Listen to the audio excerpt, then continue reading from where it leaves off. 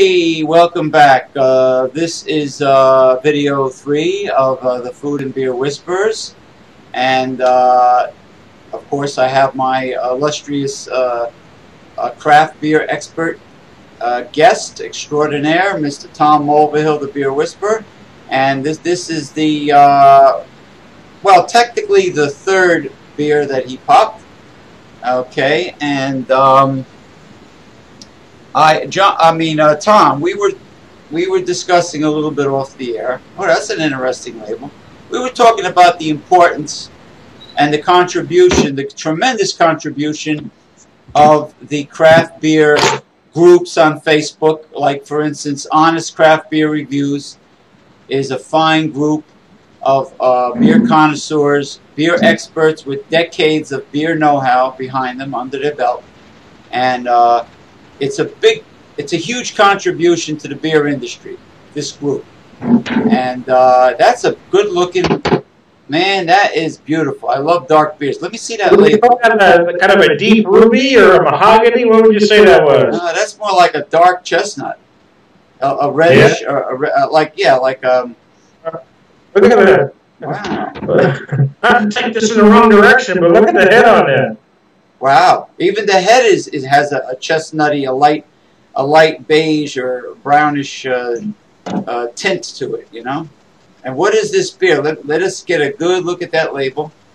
This is from Schmaltz Brewery. It's called Hebrew, the Chosen Beer. The Chosen Beer? Oh, I get it. Brew is in the beer. That's right. He is in He-Man, Macho Man. He brew.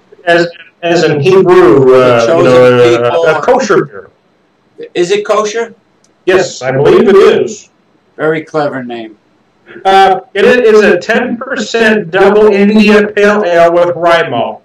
It is called Lenny's It's called Bittersweet Lenny's RIPA. Really? Rye India Pale Ale. Rye malt. This is the first named after Lenny Bruce. This is the first time I encountered a rye.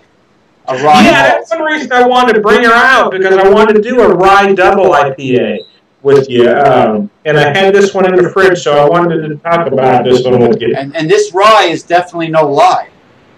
No, because that rhymes. Yeah. And you will fly. You will fly after drinking this rye.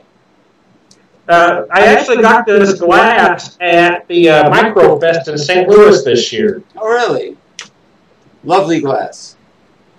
My lovely wife. This is why my wife is the greatest. Of course, you know we've been under a decent amount of stress lately. Yes. For you know why. Yes.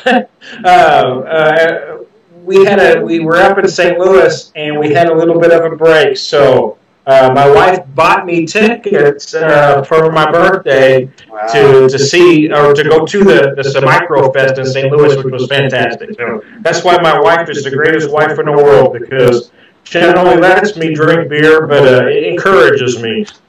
Well, she knows where your passion is, and I like when you do beer reviews with the classy-looking longer glasses. I like those longer glasses. This is I guess it would technically be a Pilsner style, though it's bigger than most. But it's just, I like this glass a lot. Well, beer looks pretty damn good to me. Yeah, it is. This is one of my absolute favorites. As far as double rye IPAs go, if it's not the best, it's in the top 3. There's no doubt about it. Lenny's Bittersweet IPA. I mean, I've drinking. Or drinking. That's not a word. I have drinking. I've been drinking a long time. I have drinking oatmeal stout and of course wheat, but never a rye. This is the first time I've heard of a rye. And also, this year's the first time I heard of sorghum beer. This beer is actually brewed and bottled by Schmaltz Brewery in Saratoga Springs, New York. So you can probably find it in your neighborhood. I'm sure I could. So you need to give it a shot. Saratoga is a famous, I think, racetrack there for horses. Oh. Saratoga Springs. It's, you a horse guy? You ever go to the track? Yeah, I like the flats. You know, the thoroughbred horses that come around in the fall and the winter. I don't like the trotters. You know, the buggies, the pacers. They're kind of boring. Yeah, I don't dig that. I actually grew up in a small town in California called Cypress, but it was right next to Los Alamitos, California, okay, which is a Los Alamitos racetrack is pretty well known in the racetrack community. Oh, wow. And they're known mostly for quarter horse races, or they do some trotters as well, but they're mostly known for horse. I've been to a greyhound track in Puerto Rico and in Florida, in Miami. I think it was Hialeah. I've been to a greyhound track with a little mechanical rabbit that goes around. But have you ever been to Palm Springs or the Mojave Desert when you lived in California? Yes, I have. Now, is it true what they say about dry heat? You don't really feel it as much, or you do feel it? No, you do. It is different, though. You know, once you get a certain point, hot is just hot. But, you know, you don't feel sticky. You just feel hot. It is different. Personally, if I have to be 100 degrees, if I have to be 100 degrees in humidity or 100 degrees in Vegas, I'm picking Vegas every time. Oh, yeah, 100 degrees dry is 1,000 times better than 100 degrees with humidity. There's no doubt about that. Oh, by the way, I know you're a Dodgers fan. Do they still have Manny Ramirez, or is he gone? You know, I don't know. I haven't been following as close as I should be. I don't. Is Ramirez still with the Dodgers, bud? I don't know. Actually, I'll have to find out. Okay, I know he was with Boston Red Sox initially for a long time. Yeah, I actually don't think so, but I don't know for sure. Yeah, okay. I think he was. I think he might have started off with the Cleveland Indians. I'm trying to remember, and then he went to Boston. Due to circumstances, I haven't been following the season as close as I'd like to. Yeah, he's from New York, I think, the Dominican area, Washington Heights, but he's. Oh, is it really? Yeah, there's a problem with Ramirez. He's not very reliable. I heard stories where he was supposed to report to a game, and he was in a bar getting drunk instead of going to work. No, really? Yeah, he does what he wants. He's very unreliable, I hear. That's hard to believe that a professional athlete would get drunk. That good. A professional athlete that good who is lucky enough to be a Major League Baseball player making that kind of money should kiss home plate for being in that situation and appreciate it and not screw up. After all, a ball player doesn't play that long during the year, making millions, and he's in a bar getting drunk. It's despicable. It's kind of like a ghetto attitude. You know what I mean? Like today's young athletes are not like the greats of the past. No, they're not. And I've said that before too. That people talk about athletes being better conditioned now, and they're better athletes. But I don't think there are a small amount of exceptions, but I think for the most part, they don't play with the same heart that they did back then. No, they love the sport back then. Hey, and they juice today. A lot of steroids today. The old timers didn't do steroids. I put Jim Thorpe up against any of these punks today. A young Jim Thorpe. Yeah, well, I grew up in I was born in '65. I grew up in the Dodger era where you had, the Garvey, Lopes, Russell, Say era. You had that longest running infield for 9 years.